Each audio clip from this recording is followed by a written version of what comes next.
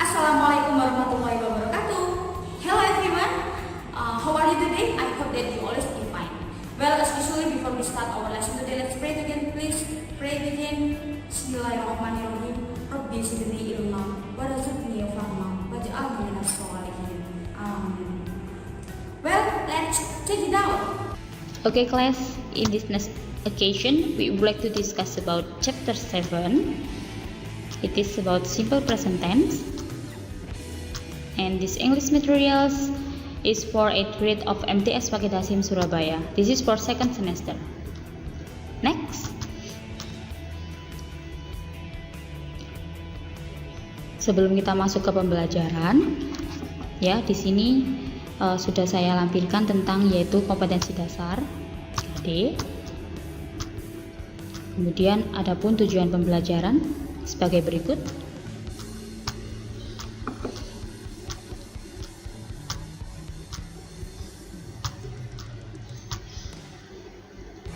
Well, everybody, in this nice occasion we would like to discuss about simple present tense, and I have divided the simple present tense become 3 parts. Jadi saya sudah membagi menjadi 3 bagian dalam bab ini, yaitu yang pertama simple present tense to be, simple present tense verbal, and daily activity in simple present tense.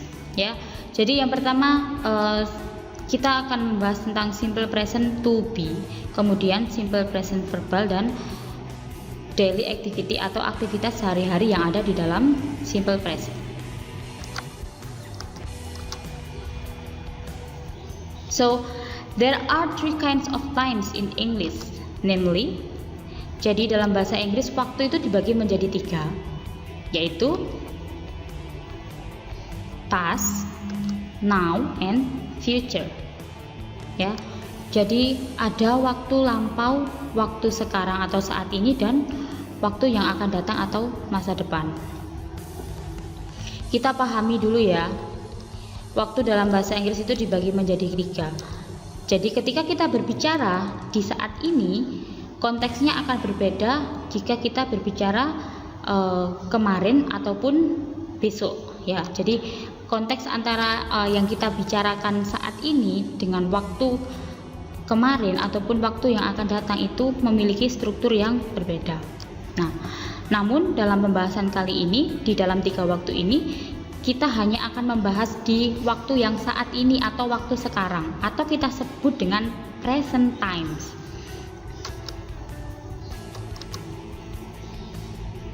Ya, jadi simple present tense adalah tenses yang paling atau sangat sederhana sekali.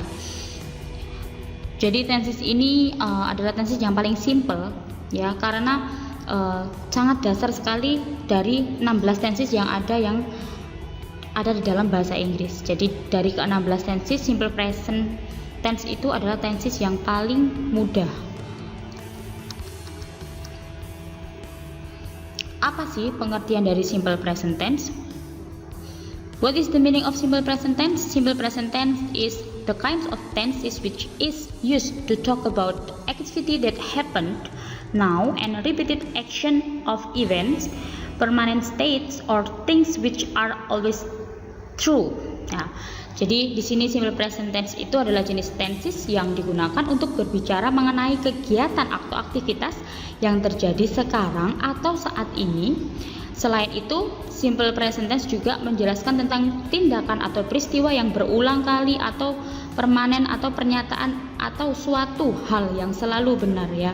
Jadi ada fakta, kemudian ada peristiwa yang berulang, maksudnya di sini seperti kegiatan yang kita lakukan secara berulang kali atau kita sebut dengan kegiatan sehari-hari.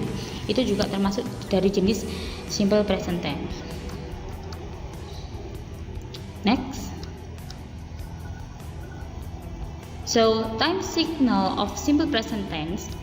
Di sini ada beberapa kata keterangan waktu di dalam simple present. Ada every plus time, adverb of frequency, and on plus days. Jadi saya bagi 3 ya. Every plus time, contohnya every day, every night, every year, every week, every month, every Sunday. Jadi kita bisa menggunakan kata every di sini artinya adalah setiap, every day berarti setiap hari. Every plus time night berarti setiap malam. Every morning setiap pagi. Nah, kita juga bisa menggunakan on plus days seperti misalnya on Sundays artinya sama, yaitu setiap minggu, setiap hari Minggu. On Monday setiap hari Senin ya. Jadi jika kita menambahkan hari on days sama every day itu berarti sama, artinya adalah setiap. Every day setiap hari, on days setiap hari juga. Tapi D-nya di sini kita tambahkan S di belakangnya. Nah, jika ada kata seperti on Sunday. Jika kita menyebut on Sunday tanpa S di belakangnya itu berarti pada hari Minggu. Tapi jika kita menambahkan on Sundays di belakang kata Sunday kita tambahkan S, berarti setiap hari Minggu. Ya, perbedaannya hanya ada di dalam penambahan S dan tidak adanya S. Ya, dan artinya pun juga berbeda. Jadi di dalam simple present tense ada juga yang namanya adverb of frequency ya, atau keseringan. Ya, jadi ada kata misalnya contohnya adalah always, selalu, usually, biasanya, often, sering, seldom, jarang, rarely juga sama jarang, once a month atau 1 bulan sekali ya. Jadi di situ merupakan waktu-waktu di mana di dalam waktu tersebut mengalami pengulangan ya, atau bisa kita terapkan dalam kegiatan atau aktivitas sehari-hari kita. Kita bisa menggunakan adverb of frequency. Nah, di sini juga ada beberapa macam dari adverb of frequency ya, the kinds of adverb of frequency, yaitu yang pertama ada adverb of frequency yang disebut dengan definite adverb of frequency. Ya, contohnya seperti hourly, daily, weekly, monthly, yearly, atau annual, every minute, once an hour, once, twice, 3 times. Nah, di situ ada beberapa adverb of frequency yang menyatakan sebuah pengulangan ketika seseorang melakukan suatu aktivitas. Misalnya ya, contohnya saya makan setiap hari 3 kali setiap hari. Saya makan 3 kali setiap hari. Ya, I eat 3 times a day. Jadi saya makan 3 kali setiap hari. Itu merupakan suatu kegiatan atau aktivitas yang berulang kita lakukan, atau aktivitas atau merupakan rutinitas yang kita lakukan setiap harinya. Nah, di situ kita bisa memasukkan ke dalam fungsi dari simple present tense dengan menggunakan definite adverb of frequency. Yang kedua, indefinite adverb of frequency. Seperti yang saya jelaskan tadi, selain definite ada juga indefinite adverb of frequency, yaitu always yang berarti selalu, usually, often, sometimes, rarely, never, seldom. Nah, ya di sini termasuk jenis dari indefinite adverb of frequency. Saya selalu minum susu setiap pagi. Misalnya, I always drink milk every day, every morning. Ya, saya selalu minum susu setiap pagi. Itu merupakan suatu kebiasaan atau kita sebut dengan habitual action ya, atau daily activity. Next. Nah, di sini saya akan jelaskan beberapa fungsi atau kegunaan dari tenses simple present. The function of simple present tense. For the first, yang pertama, we can use simple present tense for habitual action or everyday activities. Ya, jadi kita bisa menggunakan untuk habitual action atau yang disebut dengan kebiasaan atau aktivitas sehari-hari. Contohnya, she always studies hard. I get up at 7 every morning. They learn English on Sundays. Nah, ini termasuk sebuah kebiasaan yang dilakukan oleh seseorang. Next, for the second, general truth ya. General truth itu artinya kebenaran umum. Jadi merupakan fakta. Contohnya, I am Indonesian. Saya adalah orang Indonesia. The sun rises in the east. Jadi matahari itu terbit dari timur. Smoking damages your lungs. Jadi merokok itu dapat merusak paru-parumu. Itu termasuk suatu jenis kalimat yang menyatakan fakta. And next, we can use simple present to imperative and prohibition sentence. Jadi kita bisa menggunakan simple present itu untuk kalimat perintah dan larangan ya. Contohnya, open your book please. Don't open your book. Use my motorcycle please. Don't use my motorcycle. Be quiet. Don't be noisy. Nah, itu bisa kita gunakan untuk menggunakan kalimat perintah dan larangan. Next. Fungsi yang selanjutnya, to explain a schedule or timetable which use subject of person and use few verbs are open, close, begin and start, finish, arrive, leave, come, return ya. Jadi ini bisa digunakan untuk menjelaskan sebuah jadwal ya. Misalnya contohnya, the museum opens at 10 tomorrow morning. Museum itu akan buka jam 10 besok di pagi hari. Our class begins next week.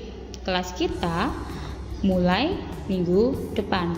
John's plane arrives at 6 o'clock next Monday. Pesawatnya Jones akan tiba jam 6 Senin depan. Ya, jadi menyatakan timetable atau jadwal ya di sini. Okay. It is only I want to remember you ya. Jadi saya hanya mengingatkan saja. Kita review sedikit ya. Jadi ada beberapa subjek dasar yang ada dalam bahasa Inggris yang sering kita gunakan, yaitu ada 7 di sini. I, you, they, we, he, she, it. Ya. Jadi I, you, they, we, he, she, it. Nah, jika kita kelompokkan ya ke dalam bentuk form di sini, jadi I, you, they, we itu dipasangkan dengan verb kemudian tanpa penambahan s atau es. Tapi jika subjek itu adalah he, she, it, verbnya harus diikuti tambahan s atau es. Contohnya, I live in Bandar. We live in Bandar Lampung. You live in Bandar Lampung. Tapi kalau kita menggunakan subjek he, she, it, harus ada penambahan s atau es di dalam verb. He lives in Bandar Lampung. She lives in Bandar Lampung. Oke. Itu hanya sekedar pengingat tentang subjek ya. Nah, ini yang lebih jelasnya untuk simple present form atau rumus dari simple present. Ya, saya sudah membagi kalimat atau di pertemuan-pertemuan sebelumnya sudah saya jelaskan bahwa simple present tense ini kita bagi menjadi 2 ya jenis kalimatnya. Ada kalimat yang berjenis simple present to be dan juga ada kalimat yang jenisnya adalah simple present verbal. Jika ada kata simple present to be, berarti cara satu ciri khas yang paling mudah adalah di dalam kalimat tersebut mengandung to be, atau to be di dalam simple present ada 3, yaitu is, are. Jadi jika ada kalimat yang diikuti oleh subjek dan subjek tersebut diikuti oleh to be, is, are, berarti kalimat tersebut adalah merupakan kalimat simple present to be.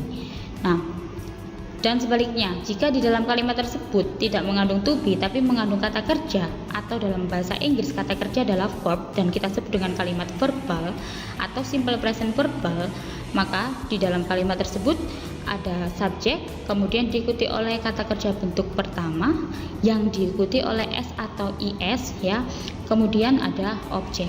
Nah, contohnya seperti ini. Oke. Dika eats banana. I am a teacher. I don't come to school today. Nah, di dalam rumus yang sudah saya tuliskan di sini sudah sangat jelas sekali ya bahwa selain kalimat to be dan kalimat verbal kita bagi lagi menjadi 3 jenis ya. Ada kalimat to be, kalimat verbal positif, negatif, dan interrogatif. Kalimat to be positif, negatif, interrogatif, dan kalimat verbal positif, negatif, interrogatif.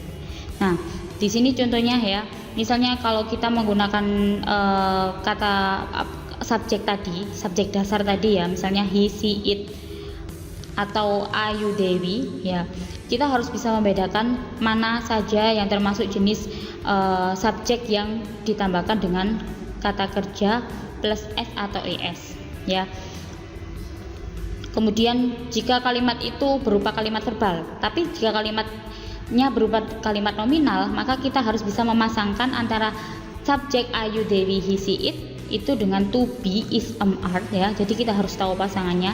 Jika I berpasangan dengan to be am, I am, you, be, they are, and he, she, it is ya. Jadi kita harus bisa memasangkan ke dalam to be, subjek dan to be yang tepat ya. Kemudian jika saya ulangi kembali ya, jika kalimat itu diikuti atau terdiri dari subjek diikuti oleh kata kerja, maka kalimat itu disebut dengan kalimat verbal. Tapi jika kalimat tersebut tidak memiliki kata kerja dan kalimat tersebut mengandung is, are ya, berarti kalimat itu disebut dengan kalimat yang mengandung to be atau simple present to be dan simple present verbal ya. Jadi kita harus bisa membedakan.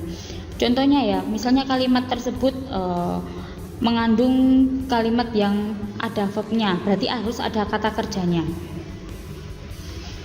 Saya makan nasi. Saya makan nasi.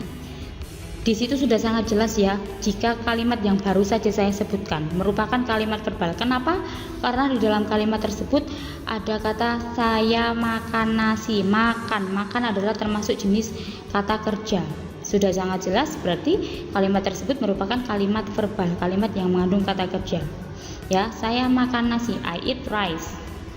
Nah, jika kalimatnya seperti ini nasi, ini adalah nasi. Nah, di dalam kalimat tersebut juga sangat jelas, di dalam kalimat itu tidak mengandung kata kerja. Ini adalah nasi.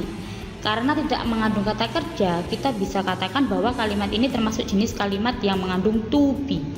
Nah, di dalam simple present, to be dibagi menjadi 3. Ada to be are, am, dan is.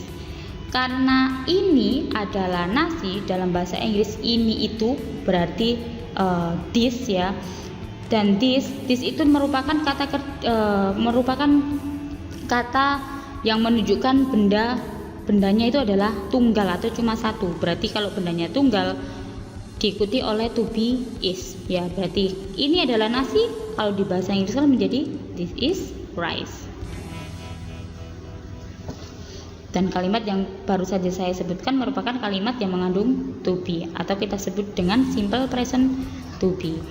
Nah, di dalam kalimat simple present to be dan verbal kita bagi lagi menjadi kalimat positif, negatif, dan interrogatif.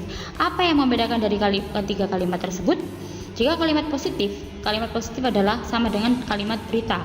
Sedangkan kalimat itu jika kita rubah menjadi kalimat negatif, ya, cirinya kalimat negatif di dalam kalimatnya itu mengandung kata not, ya.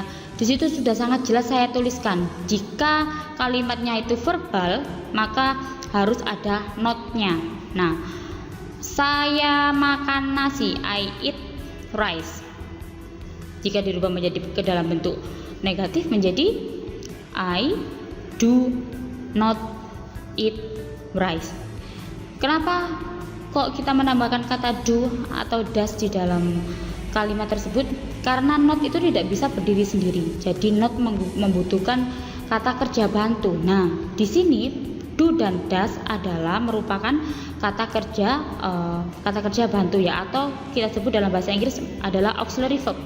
Nah, di dalam kata kerja bantu fungsinya adalah membantu not untuk melengkapi suatu kalimat. Jadi karena not tidak bisa berdiri sendiri, not harus digandeng oleh do atau does. Untuk menambahkan do atau does kita sesuaikan dengan subjeknya. Ayu Dewi itu pasangannya adalah do, he, she, it dipasangkan dengan does. Jadi contohnya misalnya saya makan nasi, I don't eat rice. Kita juga bisa menyebut do not itu dengan kata don't. Don't berarti singkatannya do not itu berarti don't ya, sama dengan do not atau don't. Itu sudah sangat jelas ya, saya tulis di situ. Kemudian kalau seumpama kita bilang dia laki-laki makan nasi, berarti dia laki-laki tidak makan nasi. Dia laki-laki tidak makan nasi, berarti he does not eat rice. He doesn't eat rice. Jadi dia laki-laki tidak makan nasi. Kita sesuaikan ya untuk penggunaan do atau does sesuai dengan subjek. Kemudian jika kalimat itu nominal akan lebih mudah. Jika to be-nya itu is are ya, kita menggunakan is are di sini sebagai kata kerja bantu juga untuk menggandeng not. Jadi not tidak boleh berdiri sendiri, maka not bisa dibantu dengan kata kerja bantu yaitu is are. Contohnya, they are not students.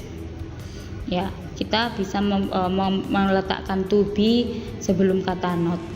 Nah, kemudian jika kalimat interrogatif sama ya, ada interrogatif verbal dan interrogatif nominal.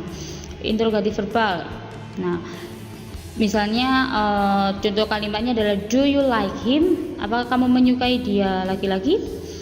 Nah, sama penggunaan do atau does itu kita taruh di paling depan sendiri, kemudian diikuti oleh subjek karena berbentuk kalimat pertanyaan. Jika kalimat pertanyaan menggunakan kata tanya do atau does, jawabannya hanya perlu jawaban yes atau no. Ya, sama dalam kalimat nominal. Jika ada suatu pertanyaan yang diawali oleh to be is are, kemudian diikuti oleh subjek, maka jawabannya hanya perlu yes atau no. Ya, contohnya, are you happy now? Apakah kamu bahagia? Apakah kamu senang? Nah, itu hanya perlu jawaban yes atau no. Jadi, jika kalian merubah atau mengganti kalimat positif ke dalam bentuk kalimat negatif ataupun interrogatif, ciri khas yang paling mudah adalah kalimat positif berbentuk kalimat berita ya. Kemudian kalimat negatif itu harus dilengkapi dengan kata not. Karena not tidak boleh berdiri sendiri. Jika kalimat verbal, maka harus digandeng oleh do atau does sesuai dengan subjek. Kemudian jika kalimatnya nominal, maka harus digandeng dengan to be is are sesuai dengan subjek juga. Kemudian baru kita lengkapi dengan kata not. Nah, jika kalimat tersebut berupa kalimat interrogatif, sama ya. Kalau verbal berarti do atau does kita letakkan di paling depan, kemudian not itu miliknya negatif saja. Berarti kalau di kalimat interrogatif not dihilangkan, sudah tidak ada not. Do atau does itu diikuti oleh subjek. Kemudian kalau kalimatnya jenis kalimatnya itu kalimat nominal, maka to be-nya diikuti oleh subjek. Dan jangan lupa memberi atau menambahkan tanda tanya.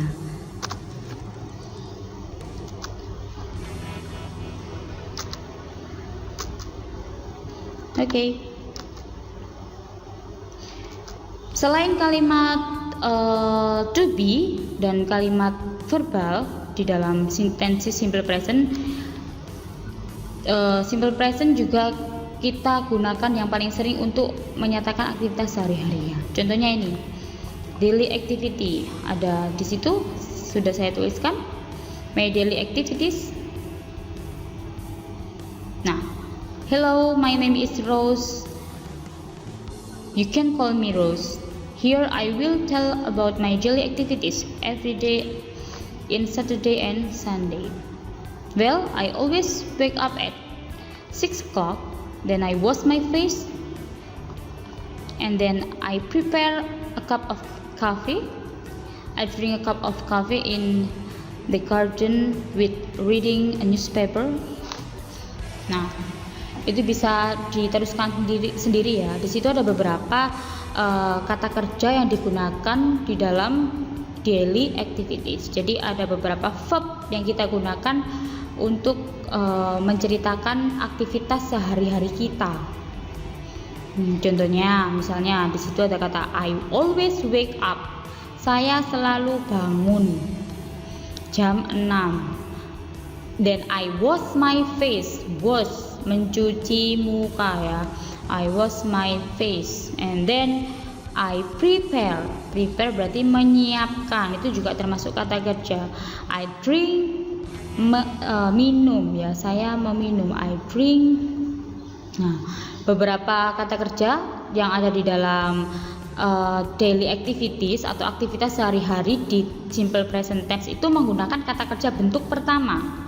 Sekali lagi ya, jika kita menceritakan aktivitas yang berhubungan dengan aktivitas subjek, yang subjek itu adalah misalnya seperti subjek he atau she, berarti di dalam kata kerjanya harus ditambahkan kata kerja yang ada tambahan s atau es-nya ya. Tapi kalau tapi kalau seumpama kita menggunakan subjek yang subjeknya adalah bentuknya I, you, they, we, nah kita bisa menggunakan kata kerja yang tanpa akhiran s atau es.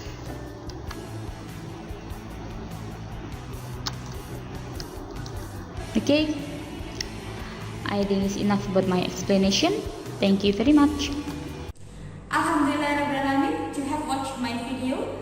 I hope that my video will be useful for us. Well everybody, before I close our lesson today, let's pray together. Please pray begin. A'udzubillahi minasyaitonirrajim. Bismillahirrahmanirrahim. Allahumma inni astaudiuka ma 'allamtani farduddu ilayya inda hajati wa la tansanihi ya rabbal alamin. Thank you very much for your kind attention and wassalamualaikum warahmatullahi wabarakatuh.